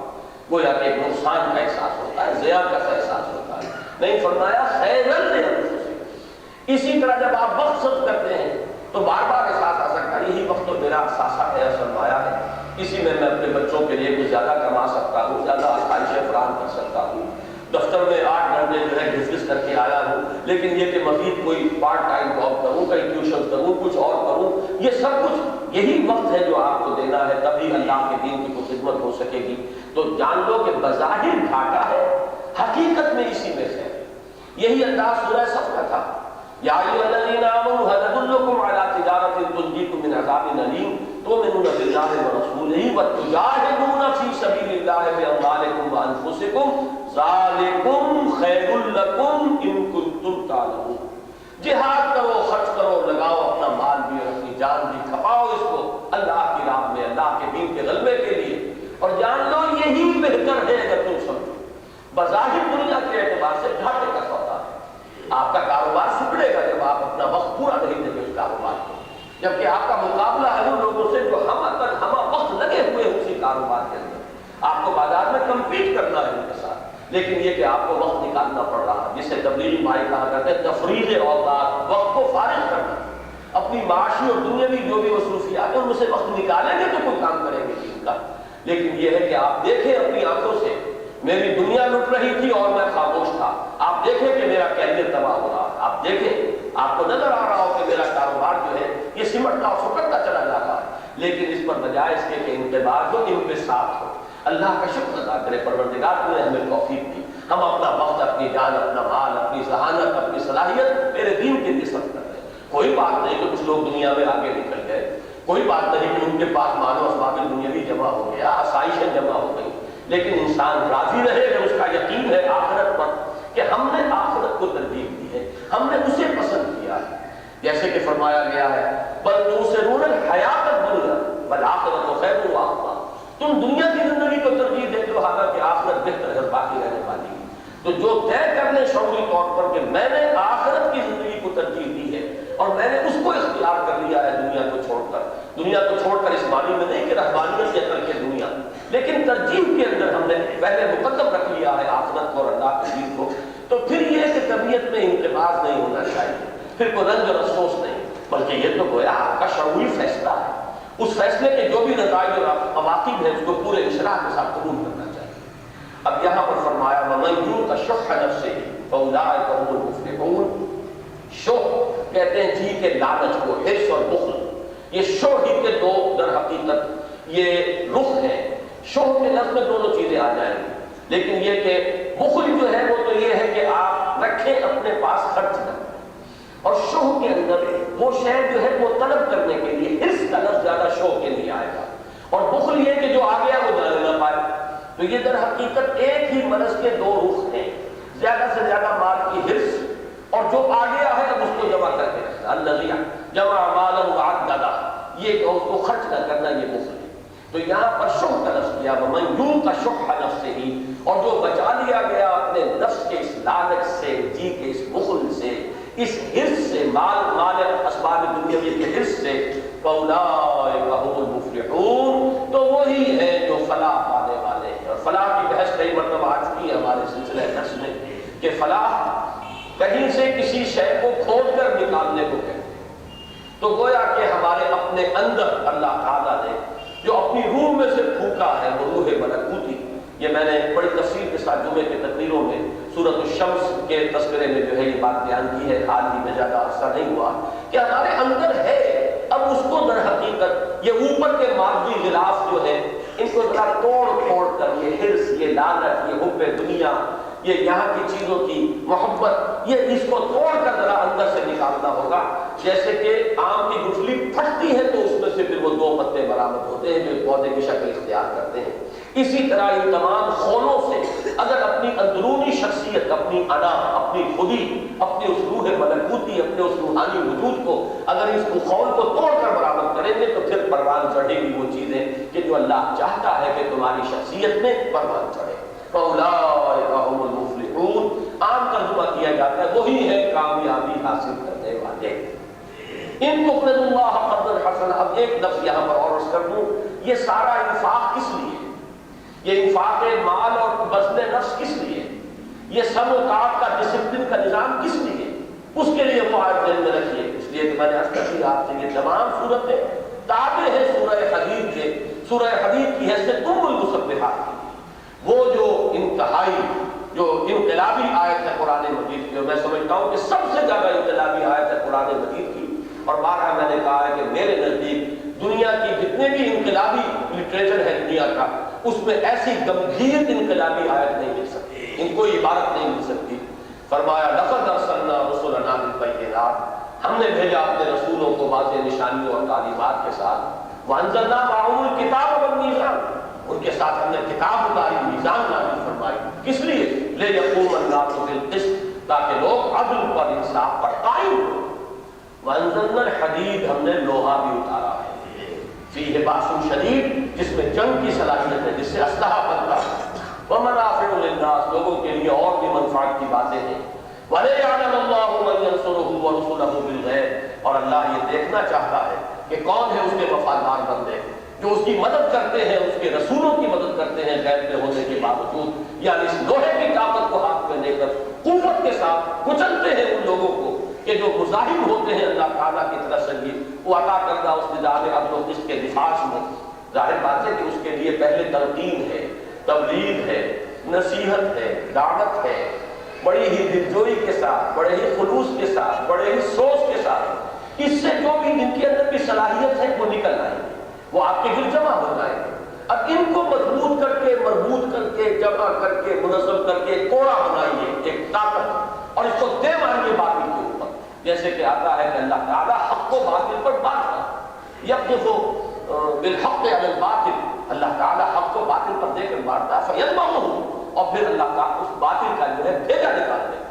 یہ دنیا میں ہمیشہ ہوا ہے. صحابہ کرام جو ہے گویا کہ ایک قوت ہے، اللہ کے ہاتھ کا ایک کوڑا بن گئے تھے وہ، کہ جو باطل کے اوپر پڑے ہیں اور باطل کا بھیجا اس نے نکال دیا. مجھے اقبال کا شعر یاد آ رہا ہے، صورت شمشیر ہے دست قضا میں وہ قوم، کرتی ہے جو صبح و شام اپنے عمل کا حساب. تو صورت شمشیر ہے دست قضا میں وہ قوم، اللہ کا دست قضا تو اللہ کا ہاتھ ہے، قضا و قدر کا ہاتھ. صورت شمشیر ہے دست قضا میں وہ قوم، وہ ہمیں تو چاہیے وہ جماعت، وہ تنظیم جو اللہ تعالیٰ کے ہاتھ کی تلوار بن گئی ہو باطل کا سر کچلنے کے لیے. صورت شمشیر ہے دست قضا میں وہ قوم، کرتی ہے جو صبح و شام اپنے عمل کا حساب. دیکھتی ہو کہ ہم کیا کر رہے ہیں، کیا کرنے چلے تھے، جائزہ لیتی رہے قوم، اور اس کے لیے اس کا مقصد بھی سامنے رہے. کوتاہی ہوئی ہے تو اس کی تلافی کے لیے کوشش کرتی رہے. وہ امت مسلمہ گویا کہ صورت شمشیر ہے دست قضا میں. تو وہ قوت ہے کہ یدمغہ، باطل کا بھیجا نکالنے کے لیے کہ طاقت کا استعمال ناگزیر ہوتا ہے، اور اس میں کوئی اپولوجی نہیں، کوئی اس کے اندر احساس جو ہے وہ معذرت خواہانہ انداز نہیں ہے. ہم نے لوہا اتارا، اور ہم نے یہ لوہا اس لیے اتارا کہ ہم دیکھیں کہ ہمارے قوم سے وفادار بندے ہیں جو اس لوہے کی طاقت کو ہاتھ میں لے کر اور ہماری مدد کرتے ہیں اور ہمارے رسولوں کی مدد کرتے ہیں. ہماری مدد کیا ہے؟ ہمارے دین کا بول بالا کرنا. ہمارے رسولوں کی مدد کیا ہے؟ انہیں بھیجا اس لیے کہ ہمارے دین کا بول بالا کرے. هو الذي ارسل رسوله بالهدى ودين الحق ليظهره على الدين كله ولو كره المشركون. رسول کو بھیجا اس لیے ہے، لہذا اللہ کی مدد کے لیے، رسول کی مدد کے لیے وہ لوگ جو ہے وہ یہ شمشیر کی قوت کو اور لوہے کی قوت کو ہاتھ میں لینے والے ہیں. یہ ہے اصل وہ ہدف جس کے لیے یہ انفاق ہے. عام طور پر آدمی اس آیت کو پڑھتے ہوئے گزر جاتا ہے کہ اس سے مراد شاید صدقہ ہے، خیرات ہے، غریبوں کو کھلا دینا ہے. تو اس پر میری ایک تقریر بھی تھی ریڈیائی، اس میں میں نے بہت پہلے عرصے کی بات ہے کہ میں نے چند اصطلاحات کو علیحدہ علیحدہ بیان کیا تھا. قرآن مجید میں مال صرف کرنے کے لیے، اللہ کی خوشنودی کے لیے مال صرف کرنا، یہ ایک ہیڈنگ ہے. اس کے تحت کئی الفاظ آئے ہیں. اعطاء، اسی میں آئے گا ایتاء مال، مال دینا. اسی میں آئے گا زکوٰۃ، اسی میں آئے گے صدقات. ان چاروں چیزوں کا معاملہ جو ہے وہ ہے عام طور پر جو سب لوگوں کے سامنے، غریب کو کھلانا، مسکین کو کھلانا، یتیم کی مدد، بیوہ کی سرپرستی، جو بھی آپ کام کرتے ہیں یعنی انسانوں کی بھلائی کے لیے آپ کوشش کرتے ہیں. یتیم وہ تمہارے اپنے معاشرے اور قوم کے افراد ہیں، بیوائیں تمہارے اپنے معاشرے، تمہارے اپنے قوم اور قبیلے کی وہ خواتین ہیں. اسی طریقے سے جو بھی معاشرے کے اندر اور بنی نوع انسان کے اندر سے پیچھے رہ گئے ہیں، وہ اپنے پاؤں پر کھڑے نہیں، ان کی مدد کرنا. یہ تم انسانوں ہی کے لیے خرچ کر رہے ہو، اپنے ہی لوگوں کے لیے خرچ کر رہے ہو، لیکن اللہ کی رضا جوئی کے لیے کر رہے ہو. لہذا یہ زکوٰۃ ہے، یہ تمہارے لیے تزکیہ نفس کا ذریعہ بن جائے گا. یہ صدقہ ہے، یہ تمہارے اندر خلوص و اخلاص پیدا کرے گا. ایک ہے یہ مد، اور دوسری تین مدیں ہیں، ان کا تعلق ہے دین کے لیے خرچ کرنا، غلبہ دین، دعوت دین کے لیے. اس میں ایک ہے انفاق مال، انفاق کا لفظ. دوسرا ہے جہاد بالمال، مال کے ساتھ جہاد کرنا.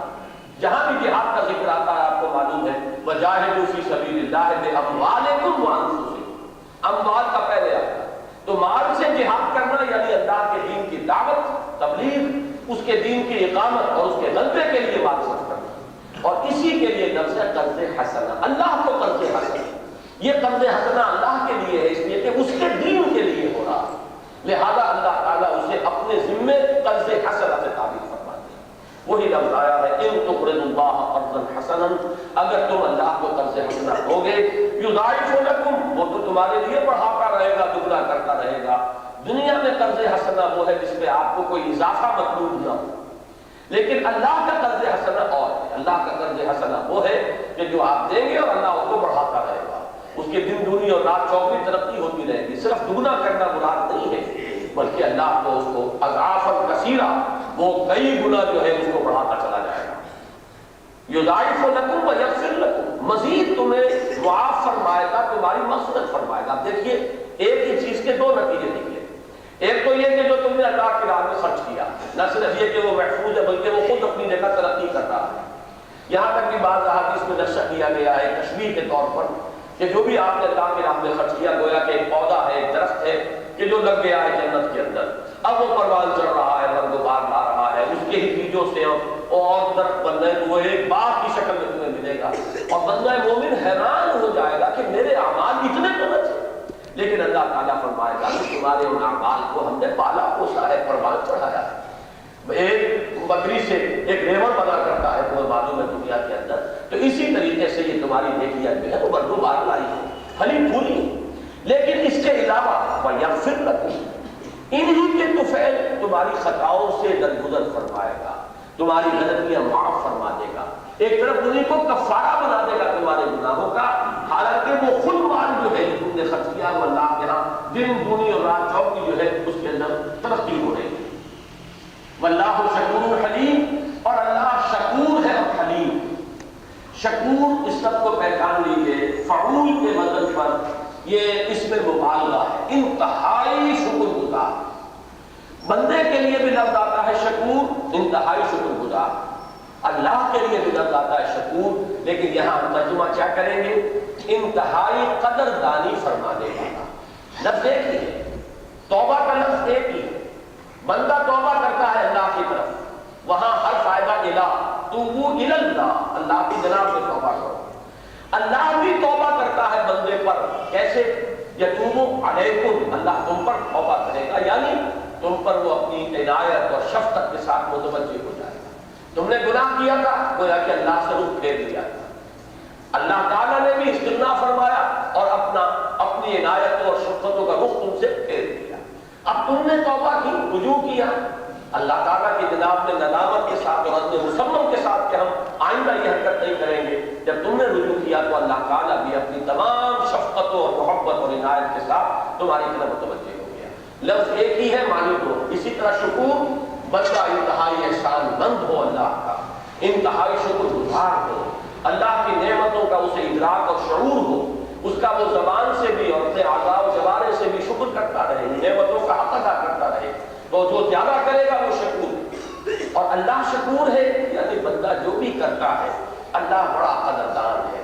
اللہ تعالیٰ ان چیزوں کو ایسے ہی نہیں نظر انداز کر دیتا۔ میرے بندے نے اپنے بھوک کی حالت میں بھی ایک روٹی میں سے اگر آدھی یا چوتھائی میرے کسی بھوکے بندے کو دے دی ہے تو اللہ تعالیٰ اس کی انتہائی قدر کرتا ہے۔ تو یہ ہے شکور، واللہ شکور حلیم۔ اب یہاں یہ جوڑا جو آیا ہے دو صفات کا، اگر تم کچھ کرتے ہو، کچھ اللہ کی راہ میں دیتے ہو تو اللہ شکور ہے، نہیں کرتے تو اللہ حلیم ہے، فوراً پکڑتا نہیں ہے۔ دنیا میں تو یہ ہے کہ ذرا آپ کی کسی نے حکم کی خلاف ورزی کی اور اگر آپ کے پاس کوئی اختیار ہے اور طاقت ہے تو فوراً آپ اپنے پورے غیظ و غضب کے ساتھ جو ہے اس کے اوپر ٹوٹ پڑے۔ اللہ بڑا حلیم ہے، رسی دراز کرتا ہے۔ وہ جو آیا تھا اس سے پہلے وَإِن تَعْفُوا وَتَصْفَحُوا وَتَغْفِرُوا فَإِنَّ اللَّهَ غَفُورٌ رَحِيمٌ، اگر تم معاف کرتے رہو اور بخشتے رہو اور خطاؤں سے چشم پوشی کرتے رہو، درگزر کرتے رہو تو اللہ بھی تو غفور الرحیم ہے۔ وہی بات یہاں فرمائی کہ اللہ تعالیٰ حلیم بھی ہے، اگر تم روگردانی کرتے ہو فوراً سزا نہیں دیتا، تمہیں توبہ کی مہلت دیتا ہے، موقع دیتا ہے کہ تم اپنی تلافی معافات کر سکو، اپنے حالات کی اصلاح کر سکو۔ واللہ شکور حلیم، عالم الغیب والشہادۃ العزیز الحکیم، وہ جاننے والا ہے غیب کا بھی اور حاضر کا بھی۔ اور خاص طور پر یہاں اس کو لانا جو ہے انفاق کے تذکرے کے ساتھ، اس میں گویا کہ بڑا لطیف جو ہے اس کے اندر ترغیب کا پہلو ہے کہ جو بھی اللہ کی راہ میں دو اس کو زیادہ سے زیادہ اخفاء کے ساتھ دو۔ جب اخفاء کے ساتھ دو گے، خاص طور پر جو بندوں کی مدد کا معاملہ ہے اس میں تو انتہائی ترغیب ہے اخفاء کی۔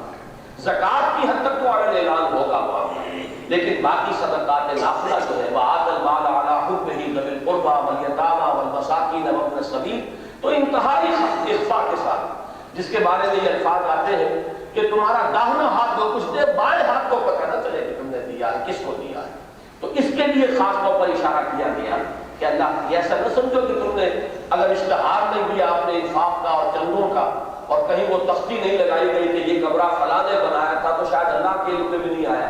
اللہ کے علم میں آنے کے لیے ضروری ہے کہ تمہارے سنگ مرمر کے اوپر نام کھودے ہوئے ہو کہ اس ادارے کے لیے اتنے لاکھ اس نے دیے تھے، اتنے لاکھ اس نے دیے تھے۔ جان لو کہ عالم الغیب والشہادہ، وہ تو جاننے والا ہے غیب، جو غائب ہے، نگاہوں سے اوجھل ہے تمہارے، اور وہ بھی جو تمہارے سامنے ہے۔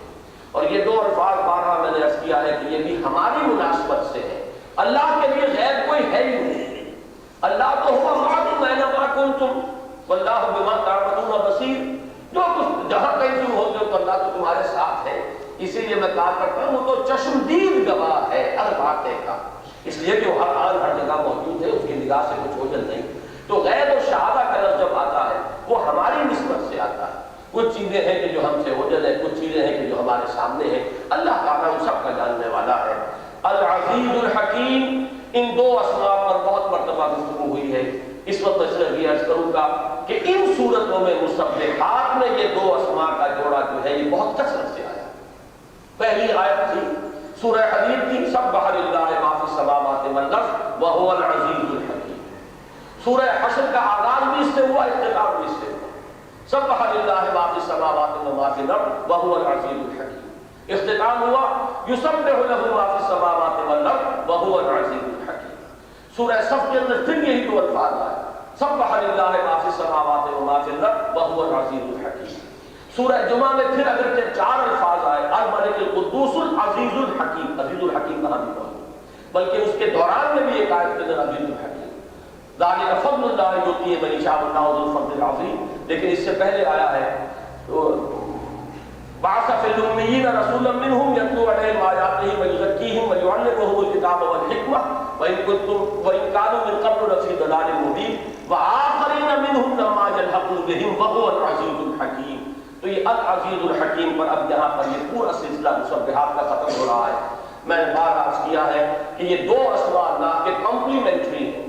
کہ ایک ایسی ہستی العزیز جس کا اختیار مطلق ہے، جو چاہے کرے، کوئی اس کا ہاتھ روکنے والا نہیں، اسے کسی سے سینکشن نہیں لینی، اسے کوئی اس کے اختیارات کے اوپر لیمیٹیشن نہیں ہے، کہیں کوئی پابندی نہیں، جو چاہے کرے، فعال لما یرید۔ لیکن یہ جو ایک اختیار مطلق ہے، انسانی ذہن میں جب بھی اس کا تصور آئے گا تو اس کے ساتھ چور دروازے سے ایک تصور داخل ہو جائے گا، جو کہ پولیٹیکل سائنس کا ایک مشہور ایکسیم ہے کہ authority tends to corrupt and absolute authority corrupts absolutely۔ جہاں اختیار مطلق ہو وہاں تو بے راہ ہو کر ہی رہے گا لا محالہ، لیکن اللہ کا اختیار مطلق بے راہ نہیں ہوتا۔ کیوں؟ وہ الحکیم بھی ہے، کمال حکمت والا، اس کی یہ حکمت کاملہ جو ہے یہ اس کے ساتھ موجود ہے، اس کی قدرت مطلقہ کے ساتھ، لہذا یہاں بے راہ ہونے کا کوئی امکان نہیں۔ العزیز اور الحکیم یہ دو اسماء کو ساتھ لا کر اس تصور کی تکمیل ہوتی ہے۔ ان الفاظ مبارکہ پر ہمارا یہ سورہ تغابن کا مطالعہ آج ختم ہوتا ہے۔ میں نے جیسا کہ عرض کیا ہے اس سورہ مبارکہ میں اگرچہ جہاد کا جیسا کہ سورہ صف میں آیا ہے اس کا ذکر نہیں ہے، لیکن اس پورے سلسلے کو ذہن میں رکھیے تو سورہ صف والا مضمون بھی جوڑیے، سورہ حدید کی وہ آیت بھی جوڑیے، تو پھر وہ انفاق کا مفہوم جو ہے یہاں پر کھل کر واضح ہو جائے گا، اور ایمان کے عملی تقاضے بھی گویا کہ بتمام و کمال ہمارے سامنے آ گئے۔ اللہ سے دعا ہے کہ وہ ہمیں حقیقی ایمان جس سے کہ ہمارا باطن منور ہو جائے وہ ایمان عطا فرمائے، اور وہ ایمان جو ہے پھر ہر طرح کے حالات میں بھی قائم رہے، پختہ رہے، اس کے ساتھ اطاعت خدا بندی بھی ہو، اس کے ساتھ انفاق مال اور بذل نفس و دین کے غلبے کے لیے، اس کے لیے تمام اس کے تقاضوں کو ہم پورا کریں۔ مجھے اشعار کچھ یاد آئے ہیں، بڑے پیارے اشعار ہیں، اکبر الہٰبادی اگرچہ مشہور تو ہیں کہ وہ زیادہ جو مزاحیہ کلام ان کا ہے اس کے اعتبار سے، لیکن ایک شعر ان کا جو ہے وہ بہت ہی دو اشعار جو ہیں بڑے عارفانہ ہیں اس تسلیم و رضا کے اعتبار سے۔ جائے جو تیری محبت میں مجھے وہ جان دے، اور عیش و کلفت میں رہے محفوظ وہ ایمان دے۔ جائے جو تیری محبت میں مجھے وہ جان دے، عیش و کلفت میں رہے محفوظ وہ ایمان دے، اور مضطرب رہتا ہے مکروہات دنیا سے بہت، اس دل مضطر کو یا اللہ اطمینان دے۔ الا ان اولیاء اللہ لا خوف علیہم ولا هم یحزنون۔ اللہ تعالی ہمیں ان کیفیات میں سے کچھ حصہ عطا فرمائے۔ بارک اللہ لی و لکم فی القرآن العظیم ونفعنی و ایاکم بالآیات والذکر